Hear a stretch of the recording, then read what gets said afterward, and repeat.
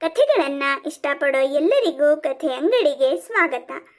ಹೆಚ್ಚಾಗಿ ನಾವು ಬೇರೆಯವರನ್ನ ನಮ್ಮ ದೃಷ್ಟಿಯಲ್ಲಿ ನೋಡ್ತೀವಿ, ನಮ್ಮನ್ನ ಬೇರೆಯವ್ರ ದೃಷ್ಟಿಯಲ್ಲಿ ನೋಡ್ತೀವಿ. ಗೊಂದಲ ಅನ್ನಿಸ್ತಾ ಇದೆಯಾ?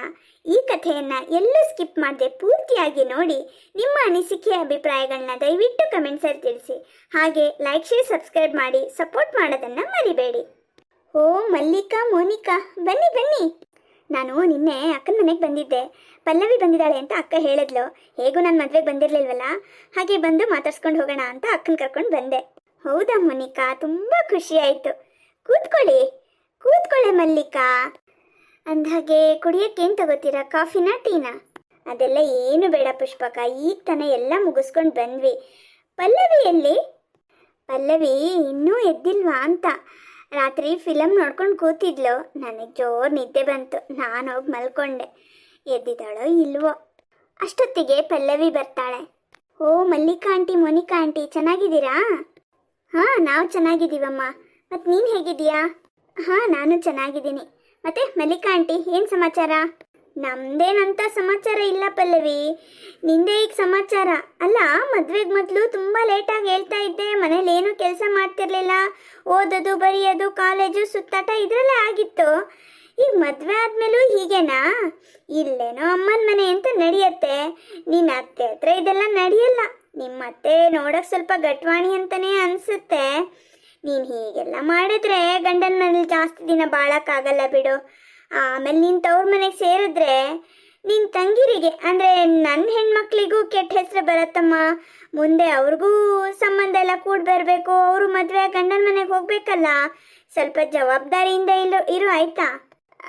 ಅದು ಹಾಗಲ್ಲ ಆಂಟಿ, ರಾತ್ರಿ ಫಿಲಮ್ ನೋಡ್ಕೊಂಡು ಕೂತಿದ್ದೆ, ಹಾಗೆ ಬೆಳಗ್ಗೆ ಎಚ್ಚರ ಆಗೋದು ಲೇಟ್ ಆಯಿತು ಅಷ್ಟೇ, ಮತ್ತೇನು ಇಲ್ಲ. ಹೌದು ಮಲ್ಲಿಕಾ, ನಮ್ಮ ಪಲ್ಲವಿ ಸುಮಾರು ಕೆಲಸ ಮಾಡ್ತಾಳೆ, ಕಲಿತಾ ಇದ್ದಾಳೆ. ಅಕ್ಕ, ನಿನ್ನ ಮಗಳು ಓದೋದ್ರಲ್ಲಿ ಜಾಣೆ ಆದರೆ ಸಾಕಾಗಲ್ಲ, ಮನೆ ಕೆಲಸನೂ ಗೊತ್ತಿರಬೇಕು. ಇಲ್ಲಿ ಈಚೆ ಕಡ್ಡಿ ಎತ್ತಿ ಆ ಕಡೆ ಇಟ್ಟು ಗೊತ್ತಿರಲಿಲ್ಲ, ಎಲ್ಲ ನೀನೇ ಮಾಡ್ತಿದ್ದೆ. ಇನ್ನು ಗಂಡನ ಮನೇಲಿ ಹೀಗೆ ಮಾಡಿದ್ರೆ ಆಗತ್ತಾ?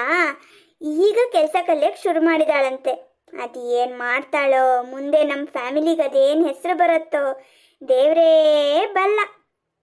ಹಾಗನ್ಬೇಡಿ ಆಂಟಿ, ನಾನು ಅಲ್ಲೂ ಕೂಡ ಸಹಿ ಅಂತ ಅನ್ನಿಸ್ಕೊಳ್ತೀನಿ. ಸುಮ್ಮನಿರು ಮಲ್ಲಿಕಾ ಅಕ್ಕ, ಗಂಡನ ಮನೆಗೆ ಹೋದ್ಮೇಲೆ ಕೆಲಸ ಕಲಿಯೋದು ಮಾಡೋದು ಎಲ್ಲ ಇದ್ದೇ ಇರತ್ತೆ. ಪಾಪ 2 ದಿನ ಕಮ್ಮನ ಮನೆಗೆ ಅಂತ ಬಂದಿದ್ದಾಳೆ, ಆರಾಮಾಗಿರ್ಲಿ ಬಿಡು. ನಮ್ಮ ಪುಷ್ಪಕ್ಕನ ಗಾಳಿ ನಿಂಗೂ ಬೀಸ್ಬಿಡ್ತಾ ಮೋನಿಕಾ? ಹೀಗೆ ಹೇಳಿನೇ ಅವಳನ್ನೆಲ್ಲರೂ ಮುದ್ದು ಮಾಡಿ ಈಗ ಮೊದ್ದು ಮಾಡಿ ಇಟ್ಟಿದ್ದಾರೆ. ಇನ್ನು ಗಂಡನ ಮನೆಗೆ ಹೋದ್ಮೇಲೆ ಗೊತ್ತಾಗತ್ತೆ. ಈಗ ನಾನು ಮಾತಾಡಿದ್ರೆ ನಿಷ್ಠುರ ಆಗತ್ತೆ ಬಿಡು, ಬೇಡ ಬಿಡು. ಸರಿ, ನಾವಿನ್ನು ಬರ್ತೀವಿ ಪುಷ್ಪಕ್ಕ. ಸಿಟ್ಟು ಮಾಡ್ಕೋಬೇಡ ಮಲ್ಲಿಕಾ, ಎಲ್ಲ ನಿಧಾನ ಕಲಿತಾಳೆ. ನಾನಂತೂ ಮದುವೆಗೆ ಮೊದಲು ಏನೂ ಕಲ್ತಿರ್ಲಿಲ್ಲ, ಇಲ್ಲಿಗೆ ಬಂದಮೇಲೆ ಎಲ್ಲ ಕೆಲಸ ಮಾಡೋದನ್ನು ಕಲ್ತಿಲ್ವಾ? ಅವಳು ಹಾಗೆ. ನಿನ್ನ ಮಗಳನ್ನ ನೀನೇ ಮೆಚ್ಕೋಬೇಕು ಪುಷ್ಪಕ್ಕ. ನೋಡೋಣ ಗಂಡನ ಮನೆಯಲ್ಲಿ ಎಂಥ ಹೆಸರು ತಗೊಳ್ತಾಳೆ ಅಂತ ನಾನು ನೋಡ್ತೀನಿ. ಪಲ್ಲವಿ, ಅಕ್ಕನ ಮಾತನ್ನ ನಿನ್ನ ಮನಸ್ಸಿಗೆ ತಗೋಬೇಡ, ನಿಧಾನಕ್ಕೆಲ್ಲ ಕಲ್ತ್ಕೋತೀಯ. All the best. Thanks Monica aunty. ಸರಿ ಪುಷ್ಪಕ್ಕ, ನಾವಿನ್ನು ಬರ್ತೀವಿ. ಹುಷಾರ್ ಕಣೆ ಪಲ್ಲವಿ, ಹೇಳಿದ ನೆನಪಲ್ಲಿರಲಿ. ನೀನಲ್ಲಿ ಹೇಗೆ ಹೆಸರು ತಗೋತೀಯೋ ಹಾಗೆ ಸಂಬಂಧ ನಿನ್ನ ತಂಗಿರಿಗೆ ಬರುತ್ತೆ, ನೆನಪಿರ್ಲಿ. ಈ ಮಲ್ಲಿಕಂದು ಅತೀ ಆಯಿತು. ಅಮ್ಮ, ಮಲ್ಲಿಕಾ ಆಂಟಿ ಹೇಳ್ತಿರೋದು ಕೇಳ್ತಿದ್ರೆ ಭಯ ಆಗ್ತಿದೆ ಕಣೆ. ನಂಗೆ ಅಡುಗೆ ಮನೆ ಕೆಲಸ ಏನೂ ಬರಲ್ಲ, ಓದೋದ್ರಲ್ಲೇ ನನ್ನ ಟೈಮೆಲ್ಲ ಕಳೆದ್ಬಿಟ್ಟೆ. ಇದೆಲ್ಲ ನನ್ನ ಕೈಲಿ ಮಾಡೋಕ್ಕಾಗತ್ತಾ? ಭಯ ಆಗ್ತಿದೆ ಕಣೆ. ಥೋ ಪಲ್ಲವಿ, ಮಲ್ಲಿಕಾ ಆಂಟಿ ಎಂಥವಳು ಅಂತ ನಿನಗೆ ಗೊತ್ತಿಲ್ವಾ? ಇವತ್ತು ನಿನ್ನೆಯಿಂದ ನೋಡ್ತಿದ್ಯಾ, ಅವಳಿಗೆಲ್ಲರನ್ನ ಹೆದರಿಸೋದೇ ಕೆಲಸ. ತನಗೇನು ಬರುತ್ತೋ ಬಿಡುತ್ತೋ, ಬೇರೆಯವ್ರಿಗೆ ಮಾತ್ರ ದೊಡ್ಡದಾಗಿ ಹೇಳ್ತಾಳೆ. ನೀನು ಸುಮ್ಮನಿರು. ನೀನು ಯಾರು? ರ್ಯಾಂಕ್ ಸ್ಟೂಡೆಂಟ್ ನೀನು. ಅದನ್ನೆಲ್ಲ ಕಲ್ತವಳಿಗೆ ಈ ಮನೆ ಕೆಲಸ ಅಡುಗೆ ಕೆಲಸ ಕಲಿಯೋಕ್ಕಾಗಲ್ವಾ? ಶುರುನಲ್ಲಿ ಸ್ವಲ್ಪ ಕಷ್ಟ ಆಗ್ಬೋದು, ಇಲ್ಲ ಅಂತ ಹೇಳಲ್ಲ. ನೀನು ಗಮನ ಇಟ್ಟು ಮಾಡಿದರೆ ಖಂಡಿತ ಆಗೇ ಆಗತ್ತೆ. ನನ್ನ ಮಗಳ ಮೇಲೆ ನನಗೆ ನಂಬಿಕೆ ಇದೆ. ತಾಯಿ ಎಷ್ಟೇ ಧೈರ್ಯ ಹೇಳಿದ್ರು ಪಲ್ಲವಿಗೆ ಮಾತ್ರ ತನ್ನ ಮೇಲೆ ತನಗೆ ನಂಬಿಕೆನೇ ಇರಲ್ಲ. ಇದೇ ಯೋಚನೆಯಲ್ಲಿ ಗಂಡನ ಮನೆಗೆ ಬರ್ತಾಳೆ ಪಲ್ಲವಿ. ಪಲ್ಲವಿ, ಏನು ಯೋಚನೆ ಮಾಡ್ತಾ ನಿಂತಿದ್ಯಾ? ಹೋಗಿ ಮಲ್ಕೋ, ಬೆಳಗ್ಗೆ ಬೇಗ ಹೇಳಬೇಕು ತಾನೇ. ನಾಳೆಯಿಂದ ಮನೆ ಕೆಲಸ ಎಲ್ಲ ನಿಂದೇನೆ. ಹಾಂ, ಈ ಎಲ್ಲ ಕೆಲಸ ನಂದನಾ? ಅತ್ತೆ, ನನಗೆ ಅಡುಗೆ ಮಾಡೋಕ್ಕೆಲ್ಲ ಬರಲ್ಲ, ಆದರೆ ನೀವು ಹೇಳ್ಕೊಟ್ರೆ ಖಂಡಿತ ಮಾಡ್ತೀನಿ. ಓ, ಅಡುಗೆ ಬರಲ್ವಾ? ಈಗಿನ ಕಾಲದ ಹುಡುಗಿರಿಗೆ ಅಡುಗೆ ಬರಲ್ಲ ಅಂತ ಹೇಳೋದೇ ಒಂದು ಫ್ಯಾಷನ್ ಆಗಿಬಿಟ್ಟಿದೆ. ಮಾಡಕ್ಕೆ ಬರಲ್ಲ ಅಂದರೆ ಇಲ್ಲಿ ಬಿಡೋರು ಯಾರೂ ಇಲ್ಲ, ಮಾಡಬೇಕು. ಶುರುನಲ್ಲಿ ತಪ್ಪಾಗತ್ತೆ, ಆಮೇಲೆ ಹೋಗ್ತಾ ಹೋಗ್ತಾ ಸರಿಯಾಗತ್ತೆ. ಮನ್ಸಿದ್ರೆ ಮಾರ್ಗ ಅಂತ ಗಾದೆ ಇಲ್ವಾ? ಇದು ಹಾಗೆ. ಹೋಗಿ ಮಲ್ಕೋ. ಸರಿ ಅತ್ತೆ. ಮಾರನೇ ದಿನ ಬೆಳಿಗ್ಗೆ. ಅಯ್ಯೋ ದೇವ್ರೆ, ಎಷ್ಟೊತ್ತಾಗೋಯ್ತು. ರಾತ್ರಿ ಎಲ್ಲ ಒಂಥರ ಚಡ್ಪಡಿಕೆಯಲ್ಲಿ ನಿದ್ದೆನೇ ಬರಲಿಲ್ಲ. ಅದು ಯಾವ ಮಾಯದಲ್ಲಿ ನಿದ್ದೆ ಹತ್ಬಿಡ್ತೋ ಏನೋ. ಅಯ್ಯೋ ದೇವ್ರೆ, ಈಗ ಅತ್ತೆ ಮಾವ ಹತ್ರ ಹೇಗೆ ಮಾತಾಡೋದು? ಅತ್ತೆಗೆ ಗ್ಯಾರಂಟಿ ಬೈತಾರೆ. ಮಲ್ಲಿಕಾ ಆಂಟಿ ಮೊದಲೇ ಹೇಳಿದ್ದಾರೆ ಅತ್ತೆ ಜೋರು ಅಂತ. ಅಯ್ಯೋ ದೇವ್ರೆ. ಪಲ್ಲವಿ ಹೆದರ್ಕೊಳ್ತಾನೆ ಹಾಲಿಗೆ ಬರ್ತಾಳೆ. ಈಗ ಎಚ್ಚರ ಆಯಿತು ಮಹಾರಾಣಿಗೆ. ಅತ್ತೆ, ಅದು ಜಾಗ ಬದಲಾಯ್ತಲ್ಲ, ರಾತ್ರಿ ಸರಿಯಾಗಿ ನಿದ್ದೆ ಬಂದಿಲ್ಲ, ಎಲ್ಲೋ ಬೆಳಗಿನ ಜಾವ ನಿದ್ದೆ ಹತ್ತಿದೆ, ಹಾಗಾಗಿ ಹೇಳೋ ತಡ ಆಯಿತು. ಸಾರಿ ಅತ್ತೆ.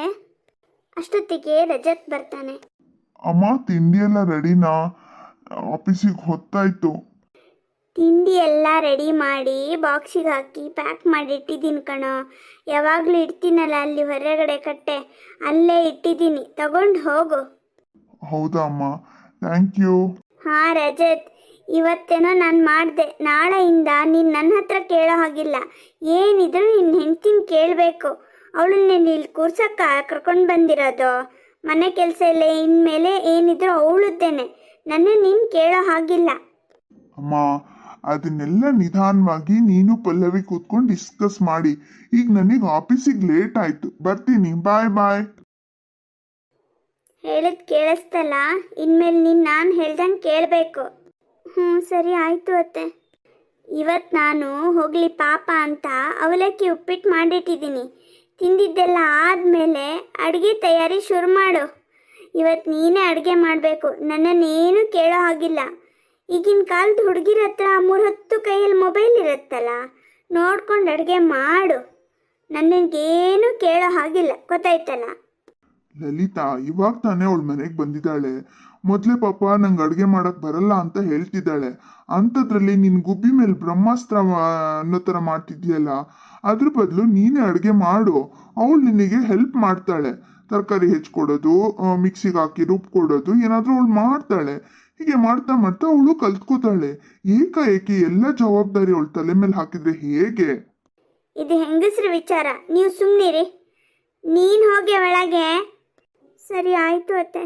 ಬೇಜಾರು ಮಾಡಿಕೊಂಡು ಅಡುಗೆ ಮನೆಗೆ ಹೋಗ್ತಾಳೆ ಪಲ್ಲವಿ. ಲಲಿತಾ, ಯಾಕೆ ಕಟುವಾಗಿ ಮಾತಾಡ್ತೀಯ? ಸ್ವಲ್ಪ ನಗ್ನಗ್ತಾ ಮಾತಾಡಬಾರ್ದಾ? ನೀವು ಒಳ್ಳೆ ಚೆನ್ನಾಗಿ ಹೇಳ್ತೀರ ರೀ. ನೀವು ಹೇಳೋ ಹಾಗೆ ನಾನು ನಕ್ಕೊಂಡು ಮಾತಾಡಿದರೆ ಅವಳು ನನ್ನ ಹಲ್ಲನ್ನೆಲ್ಲ ಎಣಿಸ್ಕೋತಾಳೆ. ಅದರಲ್ಲಿ ಹುಳುಕೆಷ್ಟು, ಕೊಳಕೆಷ್ಟು, ಮುರಿದಿರೋದೆಷ್ಟು, ಹಳದಿ ಬಣ್ಣದೆಷ್ಟು ಅಂತೆಲ್ಲದನ್ನು ಚೆನ್ನಾಗಿ ಲೆಕ್ಕ ಇಟ್ಕೊಂಡು ಆಮೇಲೆ ನನ್ನನ್ನೇ ಬುಗುರಿ ಥರ ಆಡಿಸ್ತಾಳೆ. ಅದಕ್ಕೆ ಮೊದಲಿಂದನೂ ನಾನು ಅವಳನ್ನು ಹಿಡಿತದಲ್ಲಿ ಇಟ್ಕೋಬೇಕು ಅಂತ ಹೀಗಿದ್ದೀನಿ. ನೀವು ನನ್ನ ತಂಟೆಗೆ ಬರಬೇಡಿ. ನಿಮ್ಮ ಫ್ರೆಂಡ್ಸ್ ಜೊತೆಗೆ ವಾಕಿಂಗ್ ಹೋಗಲ್ವಾ ಇವತ್ತು? ನೀನ್ ನಿನ್ನ ಅತ್ತೆಗೆ ಮಾಡಿದ್ದನ್ನೇ ನಿನ್ ಸೊಸೆ ನಿನಗ್ ಮಾಡ್ತಾಳೆ ಅನ್ನೋ ಭಯನಾ? ಸರಿ ಬಿಡು, ಏನಾಗ್ಬೇಕು ಅದಾಗೆ ಆಗತ್ತೆ. ನೀನುಂಟು ನಿನ್ ಸೊಸೆ ಉಂಟು. ಸರಿ, ನಾನಿನ್ ಬರ್ತೀನಿ. ಅತ್ತೆಗೊಂದು ಕಾಲ ಸೊಸೆಗೊಂದು ಕಾಲ ಅನ್ನೋ ಗಾದೆನೇ ಇದೆಯಲ್ಲ, ಈಗ ಇವಳು ಕಾಲ, ಮುಂದೆ ಅವಳ ಕಾಲದಲ್ಲಿ ಇವಳು ಅನುಭವಿಸ್ತಾಳೆ. ಏನ್ರಿ ಅದು ಗುಣಗಣ ಅನ್ನೋದು? ಏನಿಲ್ಲ ಮಾರಾಯ್ತಿ, ನಾನಿನ್ ಹೋಗಿ ಬರ್ತೀನಿ. ಪಲ್ಲವಿ, ತರಕಾರಿ ಹೆಚ್ಚಿದ್ದಾಯ್ತೇನೆ? ಹಾಂ ಅತ್ತೆ, ಮಾಡ್ತಾ ಇದ್ದೀನಿ. ಸುಮಾರು 2 ಗಂಟೆ ಕಳೆದ್ರೂ ಪಲ್ಲವಿ ಮಾತ್ರ ಅಡುಗೆ ಮನೆಯಿಂದ ಹೊರಗೆ ಬರೋದೇ ಇಲ್ಲ. ಅಷ್ಟೊತ್ತಿಗೆ ಲಲಿತಾ ಅವ್ರ ಮಗಳು ಸ್ನೇಹ ಬರ್ತಾಳೆ. ಓ, ಅತ್ತಿಗೆ ಬಂದಲ್ಲಿ ನಿನಗೆ ತುಂಬ ರೆಸ್ಟು ಅಂತ ಕಾಣತ್ತೆ. ಓ ಸ್ನೇಹ, ಯಾವುದೋ ಯೋಚನೆಯಲ್ಲಿದ್ದೆ, ನೀನು ಬಂದಿದ್ದೆ ಗೊತ್ತಾಗಿಲ್ಲ. ಬಾ ಕೂತ್ಕೋ. ಏನು ಯೋಚನೆ ಮಾಡ್ತಿದ್ಯಮ್ಮ? ಏನಂತ ಹೇಳೋದೆ ಸ್ನೇಹ, ನಿನ್ನ ಅತ್ತಿಗೆಗೆ ಅಡುಗೆ ಮನೆ ಕೆಲಸ ಏನೂ ಬರಲ್ಲ ಕಣೆ. ಹೌದಾ? ಮತ್ತೆ ಈಗೇನು ಮಾಡ್ತಿದ್ದಾರೆ ಅವರು? ನಾನು ಅವಳಿಗೆ ಬಲವಂತ ಮಾಡಿ ಅಡುಗೆ ಮನೆ ಕಳಿಸಿದ್ದೀನಿ. ಹೇಗೆ ಬರುತ್ತೋ ಹಾಗೆ ಅಡುಗೆ ಮಾಡು ಅಂತ. ಹೇಗಿದ್ರು ಈಗ ಎಲ್ಲರ ಕೈಲೂ ಮೊಬೈಲ್ ಇರುತ್ತೆ ತಾನೆ, ನೋಡ್ಕೊಂಡು ಮಾಡಲಿ. ಈಗ ನಾನೇನಾದ್ರು ಮಾಡೋಕ್ಕೆ ಹೋದರೆ ಎಲ್ಲ ನನ್ನ ತಲೆ ಮೇಲೆ ಬೀಳುತ್ತೆ. ಅದಕ್ಕೆ ಮಾಡಲಿ. ಸರಿಯಾಗಿ ಮಾಡ್ತಿದ್ಯಮ್ಮ, ಹೀಗೆ ಮಾಡು. ನೀನೇನಾದ್ರೂ ಅವಳಿಗೆ ಸ್ವಲ್ಪ ಪ್ರೀತಿ ತೋರಿಸಿದ್ರೆ ಆಮೇಲೆ ಅವಳು ನಿನ್ನ ತಲೆ ಮೇಲೆ ಹೊತ್ಕೊಂಡು ಕೂರ್ತಾಳೆ. ಪಲ್ಲವಿ, ನಿನ್ನ ನಾದ್ನಿ ಬಂದಿದ್ದಾಳೆ, ಮಾತಾಡ್ಸು ಬಾ. ಹಾಂ ಬಂದೆ ಅತ್ತೆ, ಒಂದು ನಿಮಿಷ. ಬಾ ಅಂದರೆ ಸುಮ್ಮನೆ ಬರೋದಲ್ಲ, ಕಾಫಿ ಮಾಡ್ಕೊಂಡು ಬಾ, ನನಗೂ ಬೇಕು. ಹಾಂ, ಕಾಫಿನಾ? ಏನಮ್ಮ ನಿನ್ನ ಸೊಸೆ ಕಾಫಿ ಕೇಳಿದ್ರೆ ನಡಕ್ತಿದ್ದಾಳೆ. ಸ್ನೇಹಕ್ಕ, ಚೆನ್ನಾಗಿದ್ದೀರಾ? ಇದೇನತ್ತಿಗೆ ಸುಸ್ತಾದ ಥರ ಕಾಣ್ತಿದ್ದೀರಾ? ಒಂದು ದಿನಕ್ಕೆ ಇಷ್ಟು ಸುಸ್ತಾದರೆ ಇನ್ನು ಮುಂದೆ ಹೇಗೆ? ಅದು ಸ್ನೇಹಕ್ಕ, ನನಗೆ ಕೆಲಸ ಮಾಡಿ ಗೊತ್ತಿಲ್ಲ, ಅಭ್ಯಾಸ ಇಲ್ಲ, ತುಂಬ ಸುಸ್ತಾಗ್ತಿದೆ. ಮನೆ ಕೆಲಸ ಇಷ್ಟೊಂದು ಕಷ್ಟ ಅಂತ ನಂಗೆ ಗೊತ್ತೇ ಇರಲಿಲ್ಲ. ಹೀಗೆ ಹೇಳ್ಕೊಂಡು ಎಲ್ಲ ಕೆಲಸ ನಮ್ಮ ಅಮ್ಮನ ತಲೆ ಮೇಲೆ ಕಟ್ಟಕ್ಕೆ ಪ್ಲ್ಯಾನ್ ಮಾಡ್ತಿದ್ಯೋ ಹೇಗೆ? ಅದೆಲ್ಲ ನಡೆಯಲ್ಲ ಅತ್ತಿಗೆ, ಎಲ್ಲ ಕೆಲಸ ನೀವೇ ಮಾಡಬೇಕು. ಈಗ ನೋಡಿ, ನಮ್ಮ ಮನೇಲಿ ಪ್ರತಿಯೊಂದು ಕೆಲಸ ನಾನೇ ಮಾಡೋದು. ಬೆಳಗ್ಗೆ 5 ಗಂಟೆಗೆ ಎದ್ದರೆ ತಪ್ಪಿದ್ರೆ 10:15 ಒಳಗೆ ಮನೆ ಎಲ್ಲ ಕೆಲಸ ಮುಗಿಸ್ಬಿಡ್ತೀನಿ. ಆಮೇಲೆ ಫ್ರೀ ಟೈಮ್, ಗೊತ್ತಾ? ಮನೆ ಕೆಲಸ ನೀವು ಅಂದ್ಕೊಂಡಷ್ಟು ಕಷ್ಟನೇ ಅಲ್ಲ, ನೀವು ಸ್ವಲ್ಪ ಮನ್ಸು ಮಾಡಬೇಕು ಅಷ್ಟೇ, ಎಲ್ಲ ಸುಲಭ ಆಗತ್ತೆ. ನೋಡಿ, ನಮ್ಮಮ್ಮಂಗೆ ವಯಸ್ಸಾಗಿದೆ, ಇಷ್ಟು ವರ್ಷ ಅಮ್ಮನೇ ಎಲ್ಲ ಮನೆ ಕೆಲಸ ಮಾಡ್ಕೊಂಡು ಬಂದಿದ್ದು. ಇನ್ಮೇಲೆ ಅವ್ರ ಕೈಲಿ ಮಾಡೋಕ್ಕಾಗಲ್ಲ, ಗೊತ್ತಾಯ್ತಲ್ವಾ? ನೀವೇ ಮಾಡ್ಕೊಂಡು ಹೋಗಬೇಕು. ಅಷ್ಟೊತ್ತಿಗೆ ಲಲಿತಾ ಅವ್ರ ಫೋನು ರಿಂಗ್ ಆಗತ್ತೆ. ಹಲೋ ರಾಜಮ್ಮ, ಏನಾಯಿತು? ಹಾಂ, ಹೌದಾ? ಹಾಂ, ಆಯ್ತಾಯ್ತು, ಪರವಾಗಿಲ್ಲ. ಆರೋಗ್ಯ ಮುಖ್ಯ ಕಣೆ. ಹಾಂ, ಹೌದು, ಪರವಾಗಿಲ್ಲ, ನಾವು ಹೇಗೋ ಮಾಡ್ಕೋತೀವಿ.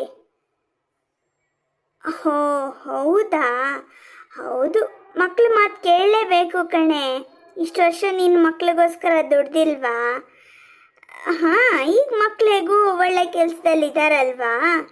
ಈಗ ನೀನು ಆರಾಮಾಗಿ ಇರು, ಮೊದಲು ಹುಷಾರಾಗು, ಆಮೇಲೆ ಏನಂತ ಡಿಸೈಡ್ ಮಾಡು. ನನಗೆ ನಿನ್ನ ಮಕ್ಳು ಹೇಳೋದೇ ಸರಿ ಅಂತ ಕಾಣತ್ತೆ. ಇನ್ನೆಷ್ಟು ದಿನ ಅಂತ ಅವ್ರ ಮನೆ ಇವ್ರ ಮನೆ ಕೆಲಸ ಮಾಡ್ಕೊಂಡಿರ್ತೀಯ ಹೇಳು?